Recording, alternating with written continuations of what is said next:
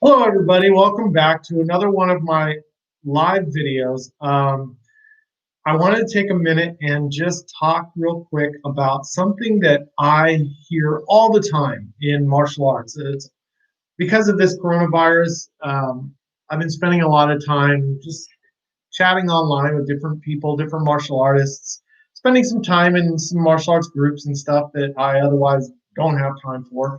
But I'm noticing some things, some patterns and some language here that are consistent, and it's interesting. I've seen this for a long time, but it just got me really thinking about some of these type of ways that people try to communicate. And so I wanted to do this quick video. My name is Darren Tomas. I am the owner and instructor at the Bujinkan Ryoko Hikan Dojo here in Roseville, California. And we are currently on this coronavirus no contact thing. So my classes have been basically postponed, which is why I'm doing some of these videos, because I have the extra time right now. I am spending a lot of time solo training. I'm also video coaching some of my students and stuff through this process. But my goal here is to connect with you on maybe just some intellectual level or some thinking level, that if you're a martial artist, maybe this will encourage you to kind of step back, take a look at what you're doing, take a look at the martial art you're training in, the people you associate with, why you're doing it, just some reflection, because I know I've been doing it in this downtime, and I think it's healthy when we do that. So let's talk about this martial myth. This martial myth of brotherhood. What does that even mean?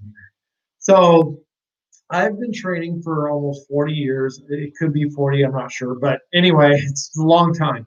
And there's different kinds of friendships that you develop. And I have another video where I talk about relationships, martial arts, and relationships and stuff. And go back and watch that. It's a good video. It's all kinds of positive feedback that I got from people. So apparently I touched some parts with people that they can resonate with on that.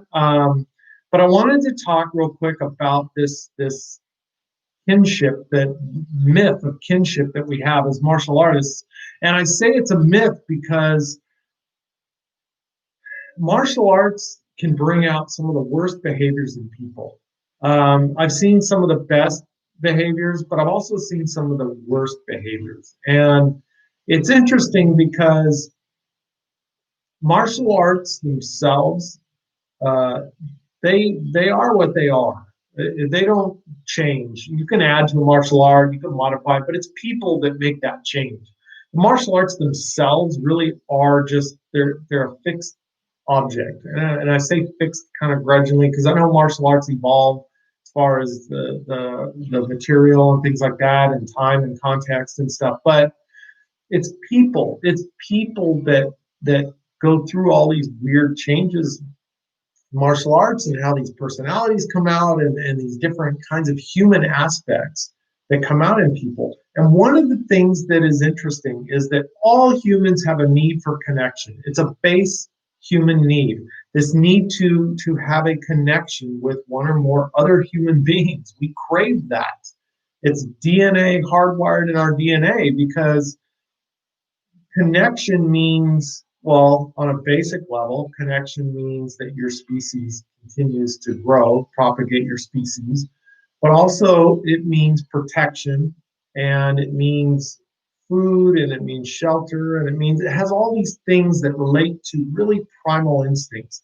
So we need that connection, but there's also a psychological and emotional component to it as well, that when we connect with other humans, we feed our mental and emotional selves as well as hopefully, if it's healthy, we nourish their mental and emotional selves at the same time. So this need for connection is really important. And martial arts is about humanity. Martial arts is about humans.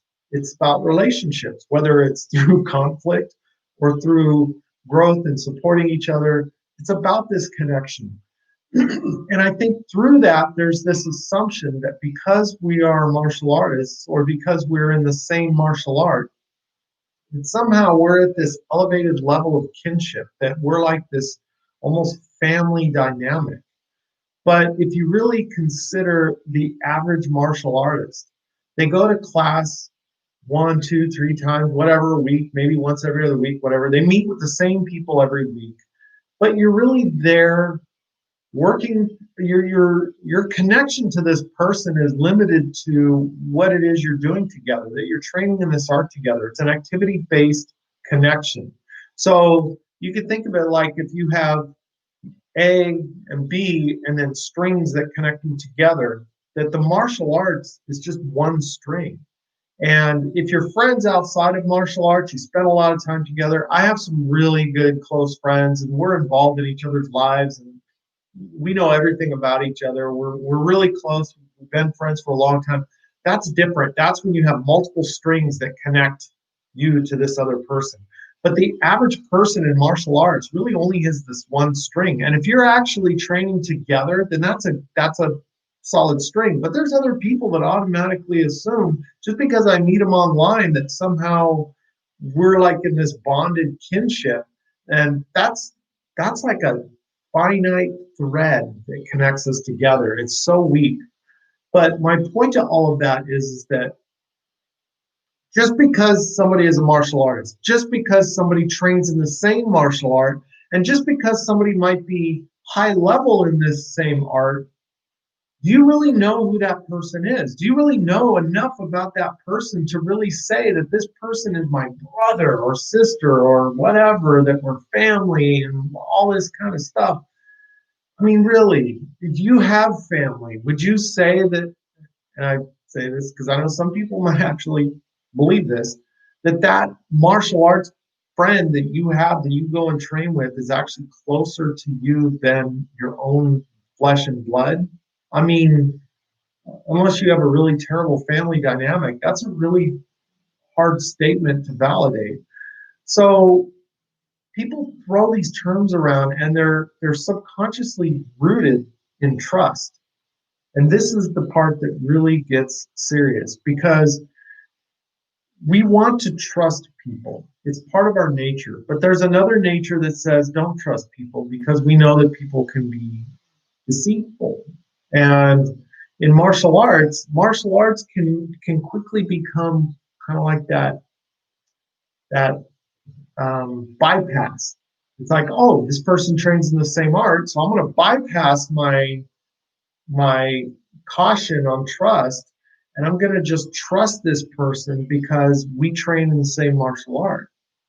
But I don't know anything about this person. But because we train in the same martial art, there's this kind of automatic approval that happens. And it's rooted in tribalism.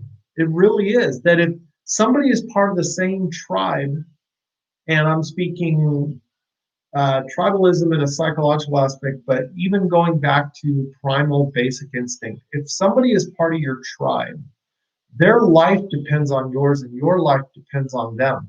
That there's an interdependency that goes on. Somebody is going to hunt the food to bring back to share with the tribe, while somebody else is going to prepare the food for the tribe, while somebody else is going to do the different things that contribute to the survival. It's all interdependent, and that tribalism makes you very suspicious of others that are outside your tribe naturally, because other tribes may want to steal your resources, may want to attack you because they see you as a threat. And that's where tribalism gets dangerous, because anything outside that tribe can be seen as a threat.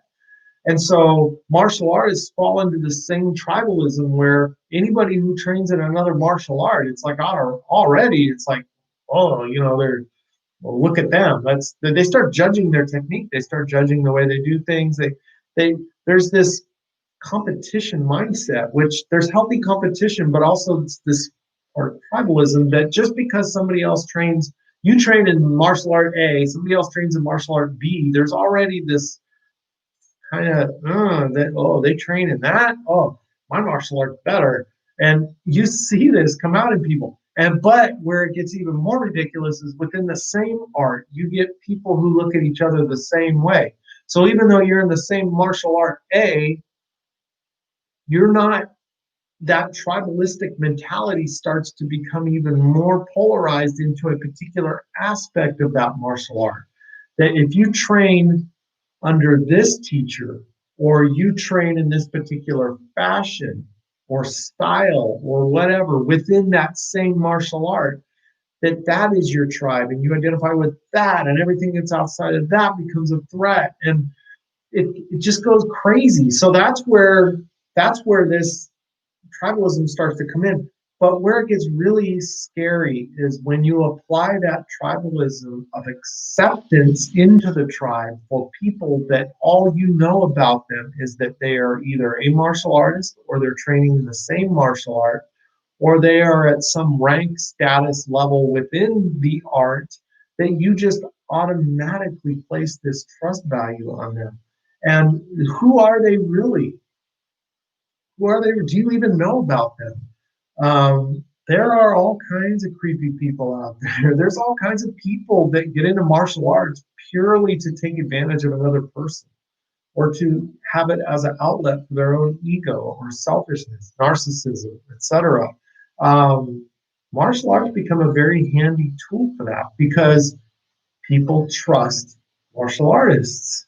And so if their negative destructive behavior is predicated or built upon gaining the trust of somebody else, being a martial artist or a martial arts teacher or a high level or whatever allows you that avenue, allows them that avenue to gain that access.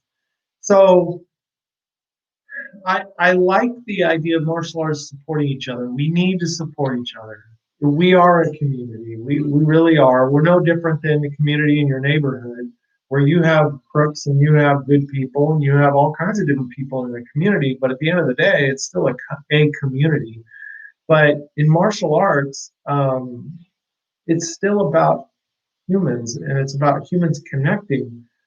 But I really want people to be aware of their own filters and whether or not they accept or reject somebody simply based on the fact that they are a martial artist, or they're in the same martial art, or they have some sort of rank or status or whatever. That to allow that to be the filter that you accept somebody is dangerous, and it can leave you in a very vulnerable position. But at the same time, to reject somebody because of that as well is also bad, because we can all learn from each other if we just drop the tribalism and really just accept each other, that we're all passionate about something. We're all pursuing this martial art for our own reasons, and exploring what those reasons are from another person. It doesn't matter if they do martial art A, B, C, or D. That doesn't matter. It's why they're doing the martial art, and what are they gaining from it, and is there something you can benefit from that experience. Because I have martial arts friends all over the world, and I love talking to them about their viewpoints and how their teachers are, and because it's all interesting in a study of human psychology, human social dynamics, human aspects. It's all interesting because it all has some value in some way. Even the worst of the worst have value, because it teaches you how not to be, but also you understand about the weakness of the human nature.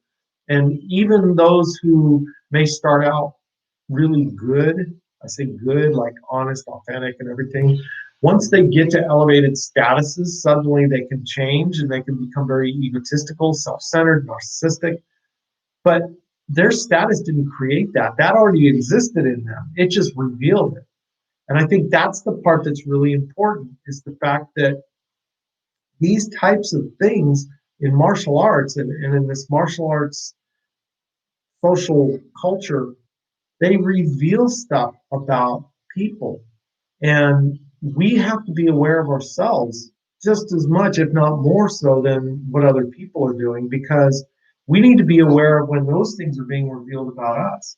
So if we find ourselves, let's say, hypothetically, you earn some new rank, you become a teacher, and all of a sudden you start getting all these students coming, it becomes really easy to then think, oh wow, I'm a great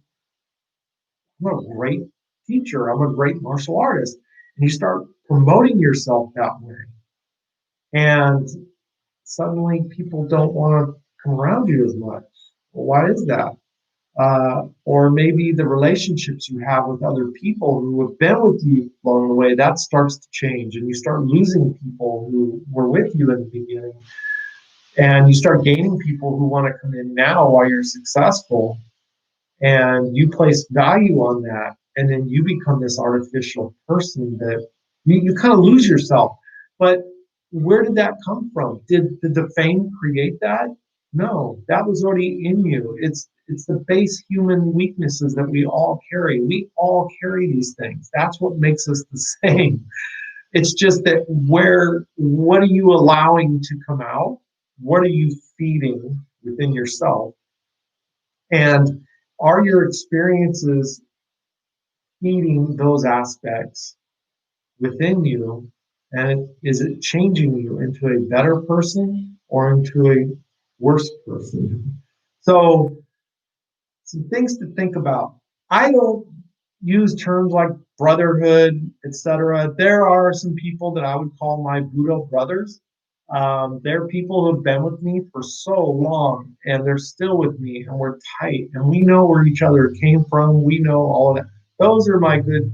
Those are my Budo brothers, and that's the important part. It's easy to it's easy to be positive and to want to and for people to want to be around you and everything when everything is going well, when you're really popular and you have status. That's why you look at some of the top ranking people in martial arts and you see that they have hundreds of thousands of people who worship them and idolize them and everything else. But where were all those people when they were just starting out, and that's the thing about success is that if the more successful you are, the more attractive you become. And when you're successful, it becomes easy to forget about the people who have been with you through the pain, the ones who saw you fail over and over and over again, the ones that were always by your side, even when you didn't believe in you, they believed and that sort of thing. Those are the people that when you get here and suddenly you have thousands of people all around you wanting to be with you, send you money, all these kinds of things like that would be nice. But when you have all of that, it becomes easy to forget about those people, and that's when you become that. That's when those qualities come out, that vain, egotistical, shallow person. So the point that I'm trying to make here is that this myth of brotherhood, this myth of kinship in martial arts, it's it's a myth. It's an easy used language. It's cheap. Language is cheap. It costs you nothing. You can write all kinds of things about this person, praising. They can write all things about you and how you're this and that. But at the end of the day, are they the ones that are standing by you through all the dark times? Because as martial artists, we all experience doubt, we all experience failure, we all experience pain. We all do. And where are all those people then? Where are all those people who are still encouraging you and standing by you when things don't work? When you make a mistake, where are all those people who are going to back you when you have nobody else? Where are all those people going to be? They only want to be around you when you're shining, because when you're shining, it makes them feel like they're shining. That's why people will go to, for instance, our Grandmaster Asuke. So many people will go to his class, and then where are they in the other classes taught by the senior Japanese teachers? They're not there. They're all there at Soke's class. Why? Because they want to be around the highest person. Well, why? People have their different reasons, but there sure are a lot of people who are looking to get exposure. They want to be seen there because they know that with at least in our art, our grandmaster, the cameras are constantly in his dojo. There's been so much TV press cameras, everybody's taking pictures, and so many people. There are, sorry if this offends you, There are people who specifically go there because they want to be seen there. And so they put themselves in positions where they're always going to be in the camera. And you'll see this in other martial arts as well. And the first thing they do when they get back is or even before they get back, they're already sharing those pictures. They're already posting it on social media. They're already putting it on their web pages, everything. Why? Why do they want people to know about that? Because they're trying to get that attention. They want that attention for themselves. So is that really truly kinship? Is that truly really brotherhood when it's really just self-serving? So anyway, I went a little bit longer than I wanted to, but this is kind of a topic that I really feel strongly about. But I hope you enjoyed this. Please subscribe to my channel and like all the videos you find entertaining, helpful. Drop me some comments. I just ask that you please keep it constructive and respectful. And definitely hit the notification bell so that any new videos that come up, you'll be able to be notified when they're up. So anyway, I hope you enjoyed it. And as I say, always stay happy, stay healthy, and no matter what, keep training. Keep training, no matter what. Just keep going. It doesn't matter. Just keep going. So anyway, thanks for watching.